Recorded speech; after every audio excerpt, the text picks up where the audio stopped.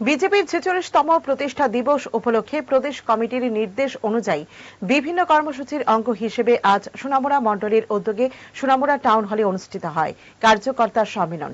সম্মেলনের প্রধান বক্তা ছিলেন প্রাক্তন মুখ্যমন্ত্রী বর্তমানে রাজ্যসভার সাংসদ বিপ্লব কুমার দেব। তিনি বলেন, যারা ওয়াকফ বিল নিয়ে বিরোধিতা করছেন তারাই ভারতবর্ষের সংখ্যালঘু মুসলমানদের প্রধান শত্রু। ২০১৪ সালের পর থেকে দেশের প্রধানমন্ত্রী সংখ্যালঘুদের স্বার্থে বিভিন্ন পদক্ষেপ গ্রহণ করেছেন। ৩ তালাক থেকে শুরু করে বর্তমানে ওয়াকফ বিলে কর্মসূচিতে উপস্থিত ছিলেন প্রাক্তন মন্ত্রী বর্তমানে সংখ্যালঘু মোর্চার রাজ্য সভাপতি বিল্লাল মিয়া, প্রাক্তন বিধায়ক সুভাষ চন্দ্র দাস, বিজেপি সিপাহী জেলা দক্ষিণাঞ্চলের সভাপতি উত্তম দাস প্রমুখ।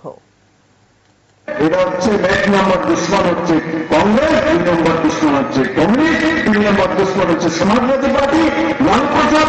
এরা হচ্ছে ভয়ঙ্কর মুসলিম দুশ্মন। আজ বিহার ইলেকশন হবে, ওরা কিছু বিহারি ইলেকশন হবে নভেম্বরে, দেখবো মুসলিম একটা বুদ্ধিত না, কে কিছু বুদ্ধিত না।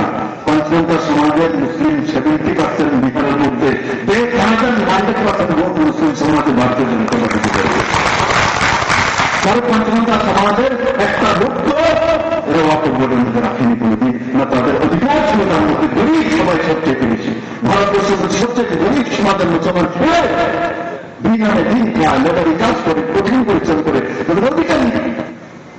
কিন্তু ইসলামে বলা হচ্ছে সবার সমান অধিকার, এক জায়গায় তাদের নামাজ পড়তে হবে, কে বড় করে ছোট নেই। কিন্তু এর যারা চালাচ্ছিল এরা এইগুলি করে আসছিল বিগত বৎসর ধরে।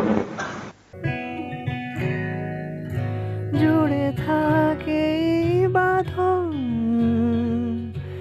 আপনার চেয়েও আপন, জুড়ে থাকে বাঁধন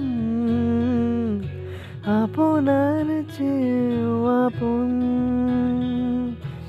আপনার চেয়েও আপন।